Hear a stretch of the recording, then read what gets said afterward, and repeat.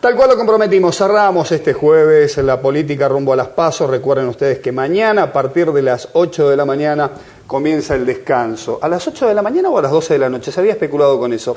Me acompaña a mi izquierda el senador Marcelo Fuentes, precandidato a senador por el Frente para la Victoria, el que no tiene discusión dentro de la interna. ¿Cómo le va, doctor? Gracias. ¿Cómo le va? Muy bien. Bienvenido, gracias. Gracias por invitarme. No, por favor, usted por venir. Sabemos que es un hombre muy lleno de agenda. Doctor, ¿12 de la noche u 8 de la mañana? Creo que es a las 8 de la mañana. Sí, porque se especuló con que se podría cortar a las 12 de la noche debido al gran bombardeo que hubo. Bueno, es otra cosa. Además, el tema, normalmente los cortes estaban en función de la ingesta alcohólica, recuerde usted. También, ¿se acuerda? Creo que no es el caso, pero podría ser, ¿no? Sí, hoy todo el mundo está acostumbrado ya. Cuando hay elecciones ya se entrega y forma dice... parte de una vieja, pero forma parte de una vieja prevención, ¿no? Sí, no, algunos acobachan alcohol el viernes, dicen acobacho junto, total, yo sé que el sábado a la noche no me venden más. No es mi caso, le digo, porque yo consumo muy poco alcohol, pero de todas maneras hay gente que sí. Me imagino cómo debe estar llegando al final, ¿no?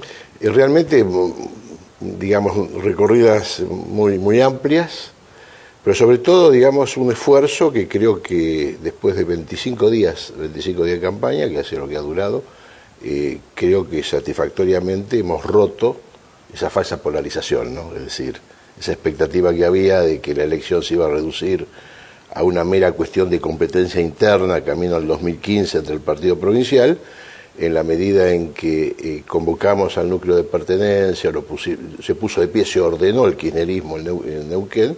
Creo que hoy realmente el Frente para la Victoria está en condiciones de competir electoralmente y ya y no simplemente ser un convidado de piedra en una discusión, ¿no es cierto?, de una distorsión en última instancia de las PASO, que hubiese sido si simplemente se resolvía la cuestión de ver cuál era el grupo hegemónico del partido provincial, ¿no? Mire, yo debo elogiarles algo, a pesar de que yo no soy un tipo ni kirchnerista ni antikirchnerista. Hay cosas que veo bien y hay cosas que veo mal, como todo ciudadano común.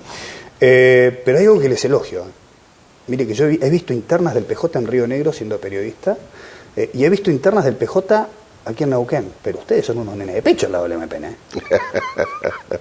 Son unos nenes de pecho, en serio. No, además en realidad no hubo tampoco una cuestión de internas. ¿Creen ustedes que el domingo puede empañar un poco la elección, la interna del MPN? No. Porque hoy Zapac mismo salió a advertirlo, ¿eh? Yo creo, es decir, creo que lo que ha habido es ha habido una especie de pirotecnia verbal, ¿no? No, verbal no sola, hoy se terminó de blanquear lo que han sido las últimas madrugadas. Se han roto parabrisas, hubo de todo. Porque casi digo, conjugo bien, pero viejo, hubo de todo. Creo que forma parte, digamos, precisamente de ese clima de resolución. Las PASO tienen por finalidad, en el marco de la reforma política, es de que partidos con plataformas definidas o frentes con políticas homogéneas y propuestas claras, luego en esta primaria determinen qué hombre o qué mujer es la que la va a llevar adelante. No resolver las propuestas contradictorias dentro de la primaria, ¿no? Porque acá recuerde usted que hay una división, han planteado en términos de una división tajante en ciertos aspectos de la política, si bien sin mayores precisiones, es simplemente como un juego de agresiones recíprocas, ¿no? Pero yo creo de que en ese planteo la movilización a partir de intendentes, concejales, organizaciones políticas, grupos juveniles, la estructura histórica del Partido Justicialista, el trabajo de los delegados nacionales, creo que han generado, ¿no es cierto?, una presencia del Frente para la Victoria que lo pone claramente como una alternativa electoral. Creo que esa es la satisfacción de esta primera etapa, que era el ordenamiento de la tropa propia. Sí. La segunda de octubre ya es otra cosa. Esto marca el 12, este domingo, marca un piso, marca el piso de pertenencia mínimo, desde el cual arrancamos camino a octubre, ahora sí explicitando la propuesta política al resto de la sociedad. Si bien el precandidato, cuando comienzan las PASO a caminar y a proponer y a escuchar, muchas de las ideas que le surgen para proponerle a la gente son modificadas durante el transcurso de esta primera parte de estas campañas. ¿Qué se lleva, por ejemplo, de la gente? ¿Qué logró modificar de las ideas principales que tenía? No, o sea, en realidad yo creo que esta es una campaña, desde el punto de vista nuestro, eminentemente nacionalizada. Esto es una...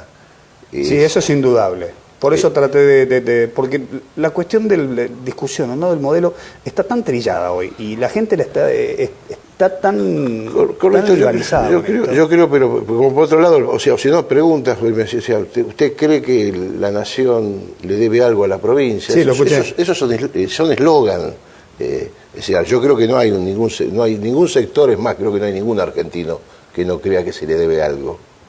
Esto es producto de una crisis, como fue la crisis del 2001-2002, donde sectores, marginalidad, frustración, pero creo que en 10 años de conducción de este gobierno ha habido el recupero precisamente, que es el mérito de recuperar la política, es el mérito de recuperar. Hay gente que entiende de que hay una confrontación excesiva, pero forma parte precisamente de eso, recuperar la política. Si antes, digamos, no había ejecutivo, no había autoridad, no había Estado, en una palabra, entonces directamente poder disputar ese espacio genera confrontaciones muy duras. Entonces no es que prefiera a la presidenta la confrontación, sino que el hecho de poner la política en primer plano sobre corporaciones económicas, sobre grupos fácticos de poder, genera esta contradicción y esta confrontación. Por eso uno, en la campaña, lo que uno plantea siempre ya, de cara ya a los ciudadanos de Neuquén, hay cosas de este gobierno que pueden gustar más, pueden gustar menos. Lo que no se puede es conocer que no hay gobierno. Hay autoridad presidencial en décadas que no la hubo. Hay un proyecto político. No, convengamos que históricamente el peronismo, desde su instauración en la década del 40, supo conducir con brazo político. Bueno o malo, discutible o no discutible, de Perón a la fecha, los gobiernos peronistas que conocí, todos han tenido un brazo y una idea concreta. Han cometido errores cuando han tenido la suma del poder político, como creo que lo ha cometido este gobierno. Pero creo que está en el tiempo de subsanar algunos errores. Sí, suma del poder político, digamos, es un poco... La suma del poder político, usted como abogado seguramente me lo va a decir, genera la dictadura de las mayorías. Yo creo que hay yo creo de que hay en eso... A ver, ¿cuál sería una experiencia histórica de dictadura de mayorías en Argentina? Yo creo el peronismo la tuvo en el primer gobierno de Perón y en el segundo gobierno se profundizó tras la muerte de Eva. Usted vea cuando con los sin hablar de lo actual, porque si no puedo hablar de la hegemonía del menemato, que realmente ha sido para el olvido. Es decir, usted tiene, cuando uno habla con los más jóvenes, siempre le dice de que, dado hoy la cantidad de recursos técnicos que hay, entrar en los anales legislativos, ¿no? Buscar en los diarios de sesiones, previo al derrocamiento de Perón, los debates, la naturaleza. Y los debates son iguales que ahora. Es decir, sí, no hay enfrente, entre un Scioli y un Balbín, no hay diferencias como hoy entre un Pinedo y una Bullrich o una Carrió. Son abstractos, declamaciones, la falta de libertad, la tiranía, la dictadura. Entonces yo creo que a medida que un gobierno popular avanza en la extensión de derechos o limita privilegios, hay sectores que se sienten afectados. Esos sectores, que son los que tienen establishment, aquellos sectores que creen que tienen el derecho a la renta, a la totalidad de la renta, toleran hasta un margen de apropiación de renta. El ejemplo era la 125. Sí, recuerdo. El ejemplo, ¿no es cierto?, la apropiación de la renta de las AFJP. Entonces, en la medida en que se avanza sobre esa línea, el discurso de oposición se derechiza, se uniforma. No hay diferencias. Usted vea hoy mismo, o sea, ¿cuáles son los planteos? ¿Dónde hay una propuesta política distinta que usted diga, usted tiene esta centralidad, que es la propuesta del gobierno nacional, y enfrente qué es lo que hay? Si no hay una sola definición absolutamente de nada. Es más, hay alianzas cuya única naturaleza y explicación es el no, camino a ver después de octubre qué es lo que van a hacer, confesado por ellos mismos, no lo digo yo eso. Lo dicen ellos, estamos juntos hasta octubre, después de octubre vemos. Entonces yo creo que eso hace muy mal a la política, porque ahí sí le voy a dar la razón a usted. Es decir, la política es una construcción dialéctica, es decir, yo supero mis propuestas cuando enfrente tengo a alguien. La política es una construcción de ideas. De ideas, pero de responsabilidades recíprocas. También. No puede uno solo. No, estoy de acuerdo. Y no es responsabilidad del gobierno que no haya oposición. En la medida que la oposición no plantee, ¿no es cierto?, proyectos alternativos, uno mismo corre el riesgo de que sus propias bestias lo devoren, ¿no? Es decir, si usted tiene enfrente propuestas lúcidas, candidaturas firmes, usted mismo va a generar su propia renovación interna camino a superarla. Ahora, si no hay nada, estamos en el horno, como dicen los chicos. No, seguro. Lo que sí le tengo que aclarar algo, y esto como dato histórico antes de irnos a la pausa, me parece que hubo más ideología años anteriores que hoy.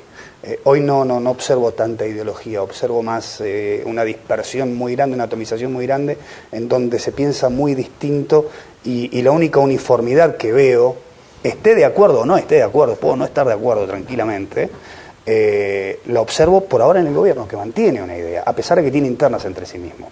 Hacemos un corte y hablamos y seguimos hablando, ¿le parece? Breve corte, ya venimos.